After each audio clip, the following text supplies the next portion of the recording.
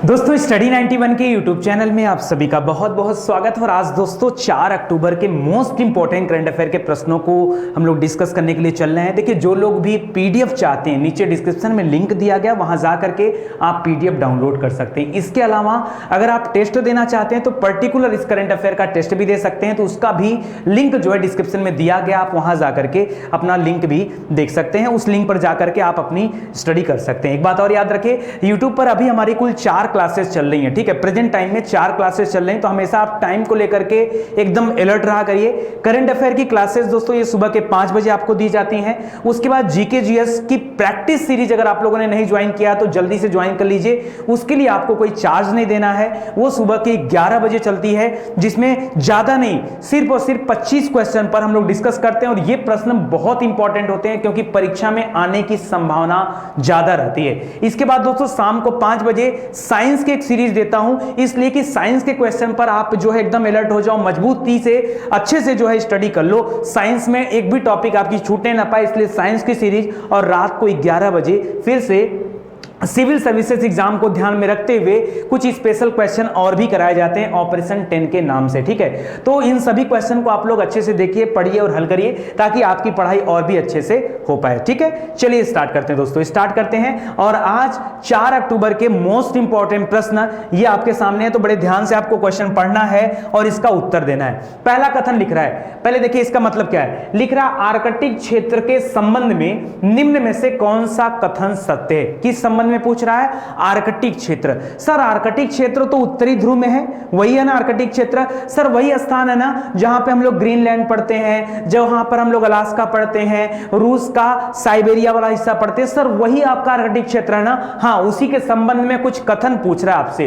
पहला कथन दे रहा है दोस्तों, ध्यान से देखिए। पहला कथन कह रहा, कथन 1, आर्कटिक क्षेत्र उत्तरी ध्रुव के चारों ओर फैला एक भौगोलिक क्षेत्र है जहां वर्ष भर मासिक औसत तापमान कितना रहता है? लगभग 10 डिग्री या फिर इससे नीचे ही औसतन तापमान रहता है। हाँ बिल्कुल सही है दोस्तों। उत्तरी ध्रुव की तरफ आर्कटिक क्षेत्र में जो टेंपरेचर है वो ज्यादातर वर्ष भर देखा जाए तो औसतन 10 डिग्री सेल्सियस से नीचे ही रहता है, ठीक है। यह कथन तो बिल्कुल सत्य है। दूसरा लिख रहा है, आर्कटिक में बर्फ के नीचे कार्बन और ग्रीन हाउस गैसों का विशाल भंडार मौजूद है। हाँ ये अच्छा है। सर है कि नहीं आप बताओ, जल्दी से आप सोचकर बताओ। और यह क्षेत्र कार्बन सिंक के रूप में जाना जाता है। पूछ रहा है कौन सा कथन सत्य है, कौन सा कथन सत्य है। आपको कहे सर ये प्रश्न को पढ़ करके तो एहसास नहीं हो रहा है कि प्रश्न करंट अफेयर से संबंधित। अभी एहसास होगा जब मैं आपको कोरिलेट करके लिंक करके बताऊंगा। पहले आप बताओ सत्य कथन कौन सा है। पहला कथन तो एकदम सत्य है, और दूसरा कथन भी याद रखिए सत्य है, क्योंकि आर्कटिक में बर्फ के नीचे कार्बन और ग्रीन हाउस गैस, जिसमें कार्बन डाइऑक्साइड वगैरह आता है, ठीक है, तो इसके विशाल भंडार मौजूद हैं। यह क्षेत्र कार्बन सिंक के रूप में जाना जाता है। वैसे तो यहां पर दिए गए दोनों कथन सत्य है, मतलब ऑप्शन नंबर 3 आपका राइट आंसर है। लेकिन यह चर्चा में क्यों आया, अगर मैं आपको यह बताऊं तो याद रखें दोस्तों, एक शब्द आपके सामने पूछ सकता है परीक्षा में कि आर्कटिक परमाफ्रॉस्ट क्या है, या हाल ही में चर्चा में रहे आर्कटिक परमाफ्रॉस्ट का संबंध किससे है। ऐसा अगर प्रश्न बन गया तो क्या होगा? तो याद रखिए इसका संबंध उसी आर्कटिक क्षेत्र से है।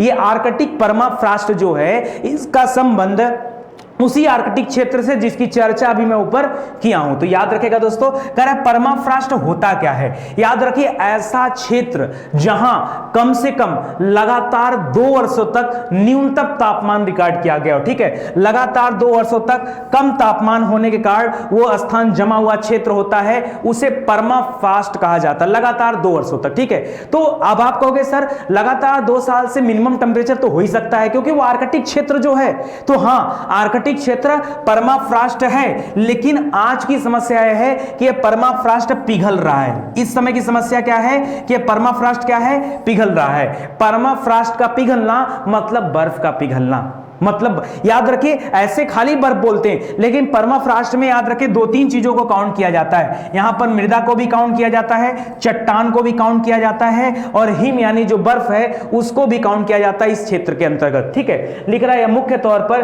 ध्रुवीय क्षेत्रों ग्रीनलैंड, अलास्का, रूस, उत्तरी कनाडा, साइबेरिया के कुछ हिस्सों में और ऊंचे पहाड़ी क्षेत्रों में पाए जाते हैं। आगे देखिए क्या दे रहा है, वैश्विक तापमान में वृद्धि के कारण या वृद्धि का परमाफ्रॉस्ट पर काफी प्रतिकूल प्रतिकूल प्रभाव पड़ रहा है और परमाफ्रास्ट पिघलना शुरू कर दिया है। ठीक है, तो इस वजह से दोस्तों चर्चा में बना था। मोस्ट इंपॉर्टेंट क्वेश्चन, इस पर आप जरा ध्यान दीजिएगा, आपके सिविल परीक्षा की दृष्टि से ये प्रश्न आ सकते हैं। चलो आगे बढ़ते हैं दोस्तों अगले प्रश्न की तरफ। हाल ही में खाद्य सुरक्षा और पोषण स्थिति रिपोर्ट जारी किया गया है। दोस्तों जब कभी रिपोर्ट आता है ना, तो मैं रिपोर्ट को समराइज करके आपके सामने क्वेश्चन प्रस्तुत करूंगा, ताकि रिपोर्ट की ज्यादा से ज्यादा बातें आपको याद हो जाए। भाई फायदा आपका है, फायदा मेरा नहीं है, फायदा आपका है। सुनिए, खाद्य सुरक्षा और पोषण स्थिति रिपोर्ट, ये जो रिपोर्ट आया है, उनमें से कौन सा कथन यहां पर सत्य है? लिख रहा है दक्षिण एशिया में करीब 18% लोग, एशिया तो जानते होंगे ना, दुनिया का सबसे बड़ा महाद्वीप कौन सा है? एशिया महाद्वीप, और एशिया के दक्षिण में हम लोग भी, हमारा जो भारत देश है वो दक्षिण एशिया में आता है। लिख रहा है दक्षिण एशिया में करीब 18% लोग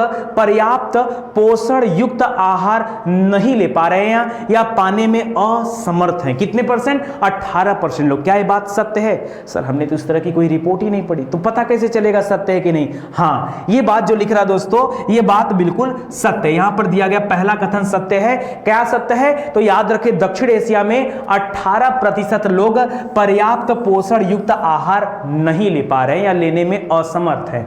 दूसरा लिख रहा, लगभग 70% दक्षिण एशियाई लोग स्वस्थ आहार, स्वस्थ आहार मतलब हेल्दी डाइट ले पाने में असमर्थ है। ठीक है, दोनों में अंतर है। यहां पर पर्याप्त पोषण युक्त आहार है, यहां पर स्वस्थ आहार है, हेल्दी डाइट है। तो हेल्दी डाइट में जो 70% का आंकड़ा दे रहा है, ये यहां पर गलत है दोस्तों। ये एग्जैक्ट आंकड़ा है 68% का, तो खाली थोड़ा सा बढ़ा दिया है, लेकिन गलत तो गलत, रिपोर्ट में तो ये है नहीं, चर्चा में करा। इस संगठन की स्थापना अक्टूबर 1945 में क्यूबेक शहर कनाडा में किया गया था, जबकि इसका मुख्यालय रोम में है। ठीक है, रोम पड़ता है इटली में। ठीक है, तो बताइए यहां पर दिया गया तीसरा और चौथा कथन सत्य है असत्य है? आपको देखने में क्या लगता है भाई? स्थापना कहां हुआ? कनाडा में। मुख्यालय कहां? रोम में। क्या पॉसिबल है? क्या पॉसिबल है ऐसा? हां पॉसिबल है। जो लोग नहीं समझते हैं वो लोग याद रखेंगे कि ये जो मुख्यालय इसका है वो रोम में है, और जो स्थापना हुआ था वो कनाडा के क्यूबेक में हुआ था 1945 में। तो इसको याद रखेगा। यहां पर आपका गलत क्या हो जाएगा? दूसरा, यानी 1, 3 और 4 क्या है? सत्य है। 1, 3, 4 यानी ऑप्शन नंबर 4 आपका क्या हो जाएगा? राइट आंसर हो जाएगा, सत्य आंसर हो जाएगा, सत्य कथन है। ठीक है, चलो आगे देखते हैं दोस्तों। आगे देखिए, उसी का डिस्क्रिप्शन दे रहा है आपके सामने। कह रहे जो रिपोर्ट आया है, अभी मैंने इसके बारे में आपको बता ही दिया। ये जो खाद्य और कृषि संगठन है, जिसको आप फाओ बोलते हैं, कह रहा है कि इसके द्वारा ये रिपोर्ट जारी किया गया था, जिसमें भूखमरी, खाद्य असुरक्षा तथा कुपोषण संबंधित स्थितियों का विश्लेषण किया गया है। यह रिपोर्ट संयुक्त रूप से कई सारे ऑर्गेनाइजेशन को मिला करके तैयार किया गया उनके सहयोग से, जैसे इसमें खाद्य एवं कृषि संगठन है, ठीक है, फाओ है, अंतरराष्ट्रीय कृषि विकास कोष है जिसको IFAD बोलते हैं, विश्व खाद्य कार्यक्रम, संयुक्त राष्ट्र बाल कोष यानी यूनिसेफ हो गया, विश्व स्वास्थ्य संगठन, इन सभी ने मिलकर के इसको तैयार किया है। इसको भी याद रखेगा, ये भी आपके लिए इंपॉर्टेंट है। फाओ के संबंध में कुछ अन्य तथ्य भी दे रहा है, जिसके बारे में हम पीछे पढ़ चुके हैं कि इसका मुख्यालय रोम में है, जबकि इसकी स्थापना क्यूबेक कनाडा में हुआ था, तो उसको भी याद रखेगा। अगले क्वेश्चन की तरफ मूव करते हैं। हाल ही में एक पुस्तक ए बुके ऑफ फ्लावर्स, ठीक है, इसका विमोचन किसके द्वारा किया गया? दोस्तों ये पुस्तक कई मायने में इंपॉर्टेंट है, कई मायने में। पहली बात तो किताब का नाम यहां पे याद रखेगा, नाम है अ बुके ऑफ फ्लावर्स। क्या नाम है? A bouquet of flowers. जिस किताब को इतने बड़े बड़े लोग मिलकर के लॉन्च करने वाले, यानी कोई भी एक, इसमें से चारों व्यक्ति बड़े हैं। नरेंद्र मोदी जी की बात कर लें तो प्रधानमंत्री हैं, राजनाथ सिंह जी की बात कर लें तो रक्षा मंत्री हैं, अमित शाह जी की बात कर लें तो गृह मंत्री हैं, योगी आदित्यनाथ जी की बात कर लें तो मुख्यमंत्री हैं। तो सभी पर्सन अपने आप में बहुत बड़े हैं, बहुत प्रसिद्ध लोग हैं, और इनके द्वारा अगर पुस्तक का विमोचन किया गया इनमें से किसी भी एक के द्वारा, इसका मतलब एक किताब भी इंपॉर्टेंट है, और उसका लिखने वाला जो राइटर है वो भी मोस्ट इंपॉर्टेंट है। ठीक है, तो फिलहाल के लिए मैं आपको बता दूं, अ बुके ऑफ फ्लावर्स जो किताब है, इसको लॉन्च किया है राजनाथ सिंह जी ने, जो कि हमारे देश में रक्षा मंत्री, इनके द्वारा लॉन्च किया गया। और इस किताब को लिखा है एक महिला ने, जो भारत की पहली PhD होल्डर थी। क्या थी? PhD holder. नाम है डॉक्टर कृष्णा सक्सेना। करा यह पुस्तक डॉक्टर कृष्णा सक्सेना द्वारा लिखी गई है। यह PhD की डिग्री पाने वाली भारत की प्रथम महिला है। स्नातक की नहीं, स्नातक में कादम्बिनी गांगुली का नाम आता है। यही याद आ रहा है आपको ना, पिंच कर रहा होगा दिमाग में, सर कुछ तो गलत है। गलत नहीं है, आपको सही बताया जा रहा है, ठीक है। पहली पीएचडी महिला होल्डर की बात करें तो डॉक्टर कृष्णा सक्सेना है, उनके द्वारा यह किताब लिखा गया है। यह पुस्तक समाज के बदलते मूल्यों और संस्कृति के परिप्रेक्ष्य में समाज के आंतरिक कामकाज पर एक नजर डालती है, जहां यह समाज की शक्तियों और कमजोरियों को सूक्ष्मता से उजागर करती है, ठीक है। यह किताब, तो इसको याद रखेगा, इंपॉर्टेंट है, ठीक है। अ बुके ऑफ फ्लावर्स, ठीक है, ये किताब। आगे बढ़ते हैं। हाल ही में पर्यटन यानी टूरिज्म के क्षेत्र में दिया जाने वाला पुरस्कार पाटा ग्रैंड अवार्ड, ठीक है, 2020 किस भारतीय राज्य ने जीता है? पाटा ग्रैंड अवार्ड दोस्तों ये भारत सरकार के द्वारा नहीं दिया जाता है, एक इंटरनेशनल अवार्ड है। और इस बार पाटा अवार्ड जो है टूरिज्म के लिए ये जीता है केरल राज्य ने। किसने जीता है? केरल राज्य ने जीता है। तो आप इसको याद रखेगा, केरल इस प्रश्न का क्या हो जाएगा? सही उत्तर हो जाएगा। ध्यान से बस खाली पढ़ते चलिए मन लगाकर, केरल आपका राइट आंसर हो जाएगा। लिख रहा है कि केरल टूरिज्म के human by nature print campaign अभियान ने मार्केटिंग के लिए प्रतिष्ठित पैसिफिक एशिया ट्रेवल एसोसिएशन, जिसको शॉर्टकट में पाटा नाम दिया गया, ठीक है, इस टाइटल का विजेता पुरस्कार रहा है, ठीक है, 2020 का केरल रहा है, ठीक है। इसको याद रखेगा। करा इन पुरस्कारों की घोषणा बीजिंग में वर्चुअल ट्रेवल मार्ट 2020 की प्रस्तुति के दौरान हुआ। यह पुरस्कार पिछले 25 वर्षों से मकाओ सरकार पर्यटक कार्यालय यानी एमजीटीओ के द्वारा प्रदान किया जाता है। सिंपल क्वेश्चन है तो ज्यादा वहां पे बातचीत नहीं है। हाल ही में किस टाइगर रिजर्व को संरक्षित किया जा रहा है? एक शब्द यहां पर जुड़ना भूल गया है, उसको जरा याद रखिएगा। यह पहले से टाइगर रिजर्व था, लेकिन इसको पूछना चाहिए हाल ही में किस टाइगर रिजर्व को फिर से, क्या फिर से संरक्षित किया जा रहा है? ये संरक्षित तो पहले का है, लेकिन एक बार फिर से उसको संरक्षित किया जा रहा है, तो उस टाइगर रिजर्व का नाम आपको बताना है, ठीक है।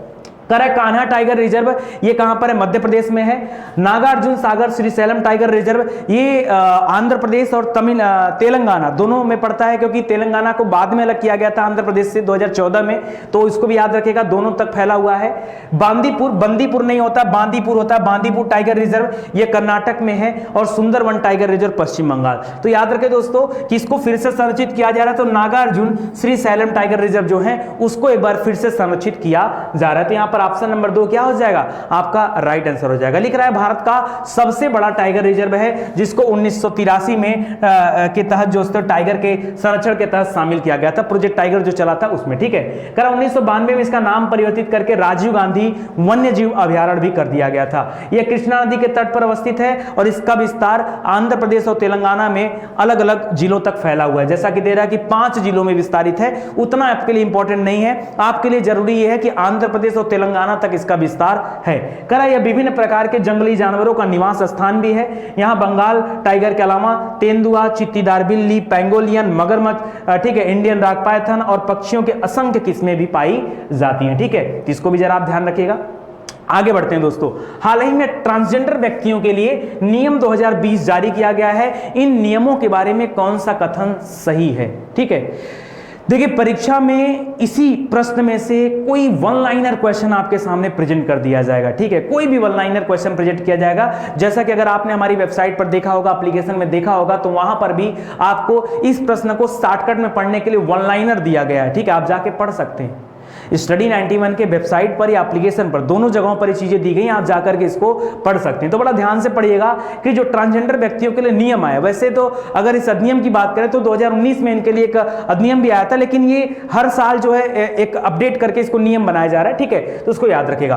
पहला कथन लिख रहा है कि यह नियम केंद्रीय सामाजिक एवं अधिकारिता मंत्रालय, कल भी हम लोगों ने इस मंत्रालय के बारे में पढ़ा था, उस मंत्रालय के द्वारा अंबेडकर वाली योजना था जिसमें 80 लोगों को स्टार्टअप के लिए फंड दिया जाएगा, ठीक है, तो भी काफी इंपॉर्टेंट था, ठीक है, तो उसको भी याद रखिए। करा उसी तरह से करा यह नियम केंद्रीय सामाजिक न्याय और अधिकारिता मंत्रालय के द्वारा प्रतिवर्ष जारी किए जाते, ठीक है, जो नियम अभी इस बार जारी किया गया है। नियमों के अनुसार राज्य सरकारें ट्रांसजेंडर व्यक्तियों के लिए कल्याण बोर्ड बनाएंगी। इस बार ऐसा नियम आया है कि इनके लिए कल्याण बोर्ड बनाया जाएगा और केंद्रीय योजनाओं और कल्याणकारी उपायों को उन ट्रांसजेंडर व्यक्तियों तक पहुंचाया जाएगा, इसलिए कल्याण बोर्ड बना है, ठीक है, तो ये बिल्कुल सत्य है और पहला वाला भी सत्य है। तीसरा लिख रहा है यह बिल सर्वप्रथम नवंबर 2019 में पारित किया गया था, ठीक है, तो ये भी सही है। चौथा लिख रहा है इस नियम के तहत ट्रांसजेंडर व्यक्तियों को सरकारी नौकरी में 15% का आरक्षण भी दिया जा रहा है। क्या यह कथन भी सत्य है?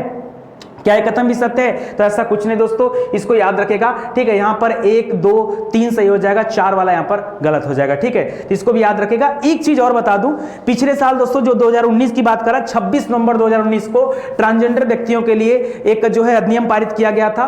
ट्रांसजेंडर व्यक्तियों का जो एक्ट है 2019 कहता है कि जिस व्यक्ति को ट्रांसजेंडर के रूप में मान्यता मिली है उसे अपने जेंडर की पहचान को सेल्फ परसीव करने का अधिकार है। बताए ना बताए, छिपा कर रखे, कैसे रखे, उसका अपना अधिकार है। सेल्फ परसीव करने का अधिकार है, यानी कि वह अपने जेंडर की पहचान स्वयं कर सकता है और ट्रांसजेंडर के रूप में मान्यता मिलने पर व्यक्ति को सर्टिफिकेट ऑफ आइडेंटिटी ये जिला मजिस्ट्रेट के द्वारा प्रदान किया जाएगा, ठीक है। तो इन तथ्यों को आप याद रखेगा। परीक्षा में इन्हीं तथ्यों को सॉर्ट आउट करके, छोटा करके आपसे कोई एक प्रश्न एक लाइन का पूछ सकता है, ठीक है। तो इसको आप ध्यान दीजिएगा। आगे बढ़ते हैं दोस्तों।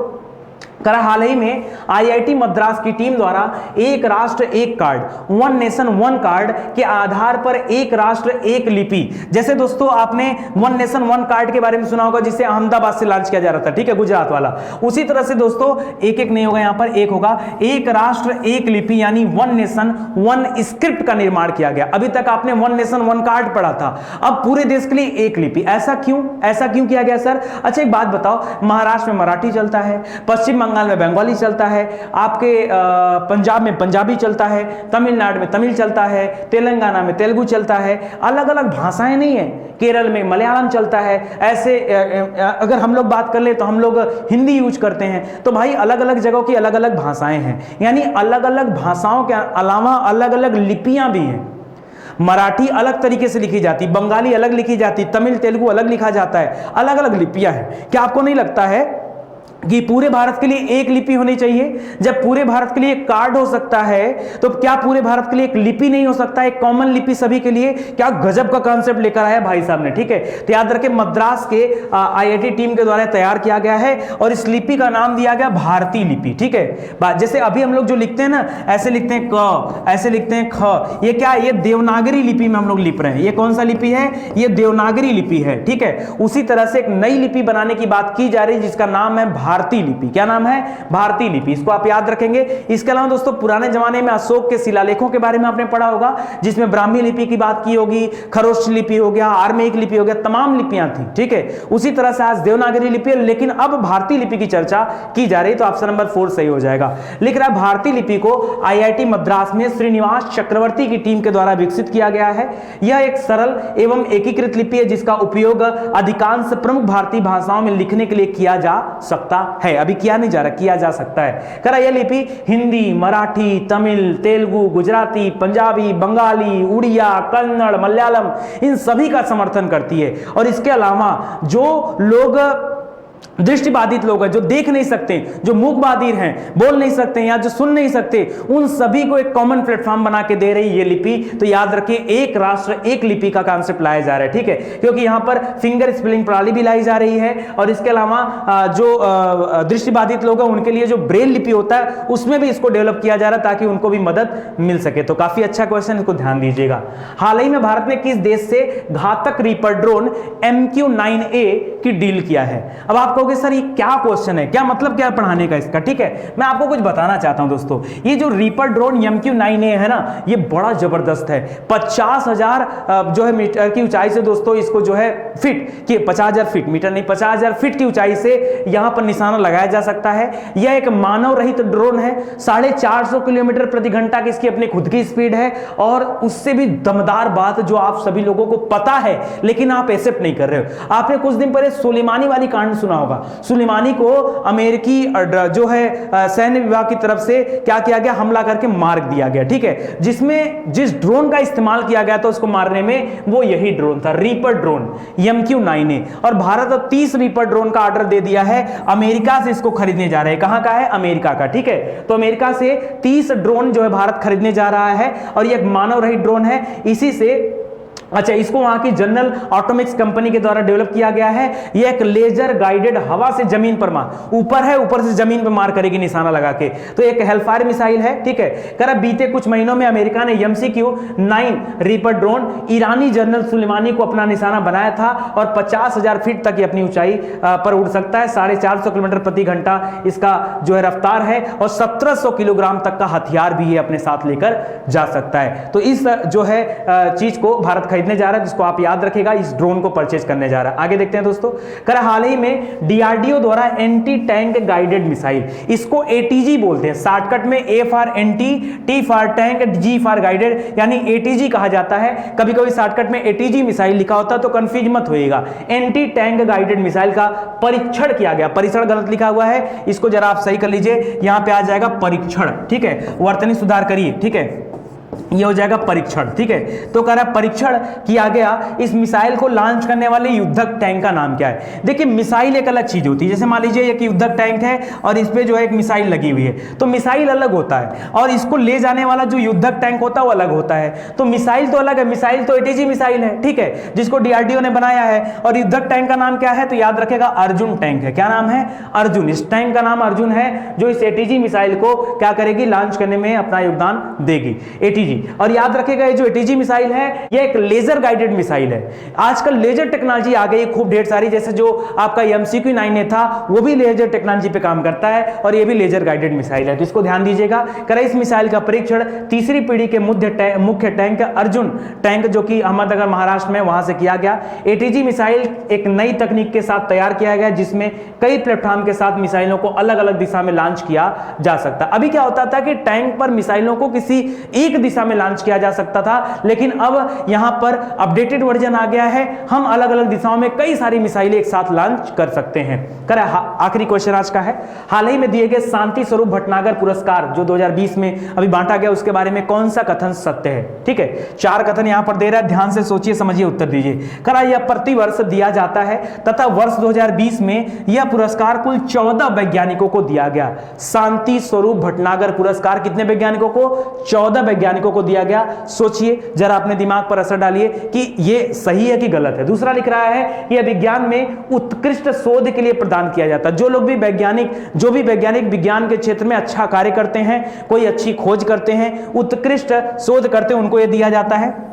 यह पुरस्कार CSIR के संस्थापक श्री शांति स्वरूप भटनागर के सम्मान में शुरू किया गया था और हर साल 10 लाख रुपए पुरस्कार के रूप में दिए जाते हैं। तो कौन सा कथन यहां पे सत्य है, तो याद रखें दोस्तों, पहला कथन सत्य है आपका, 14 वैज्ञानिकों को यह दिया गया है। दूसरा भी सत्य है क्योंकि विज्ञान के क्षेत्र में उत्कृष्ट शोध के लिए दिया जाता है। तीसरा भी सही है, शांति स्वरूप भटनागर जो CSIR के संस्थापक थे उनके नाम पर दिया जाता है। चौथा वाला भी सही नहीं है, यह गलत है, क्योंकि यहां पर 5 लाख रुपए इनाम स्वरूप दिया जाता, 10 लाख नहीं दिया जाता है। ठीक है, शांति स्वरूप भटनागर पुरस्कार में 5 लाख की इनाम राशि होती, 10 लाख की इनाम राशि नहीं होती है। तो क्या लगा आपको, ठीक है, यहां पर पहला, दूसरा और तीसरा सही हो जाएगा, चौथा वाला गलत हो जाएगा, यानी 1 2 3 4 सही है। ऑप्शन नंबर 4 राइट आंसर है। ठीक है, तो इसको ध्यान दीजिएगा दोस्तों। और बाकी मुझे नहीं लगता यहां कुछ और बताना। हाँ, यह पुरस्कार 1957 में स्टार्ट किया गया था और यह जैविक, रासायनिक, पृथ्वी, वायुमंडल, महासागर, ग्रहों, इंजीनियरिंग, गणित, चिकित्सा, इन सभी क्षेत्रों में जो बेस्ट काम किया उन सभी को दिया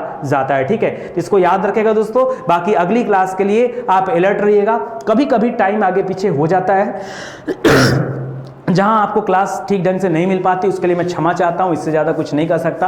हाँ, अगर आप हमसे पूछेंगे कि सर आप दिन भर करते क्या, तो मैं तो यही कहूँगा कि मैं दिन भर आपके लिए काम करता हूँ, मेरा जीवन आपके लिए समर्पित है। विश्वास नहीं करेंगे, अपने माता पिता से बात करने का समय नहीं मिल पा रहा है, मैं बता दूँ, मतलब लोग इंतजार करते रहते हैं कि कब फ़ोन आएगा, कब फ़ोन आएगा, और मैं फ़ोन तक नहीं कर पाता हूँ। आप सोचो कि पूरा दिन इस कदर बिजी हो गया है, मतलब मिनट मिनट के लिए जो है सोच रहा हूँ, अंतिम सुबह से उठने के बाद अंतिम क्षण तक कार्य करता हूँ, जब तक पूरा शरीर थक के चूर नहीं हो जाता, एकदम आखिरी पल नहीं आ जाता, तब तक मैं ऐसे ही काम करता रहता हूँ। तो आज के लिए दोस्तों बस इतना ही।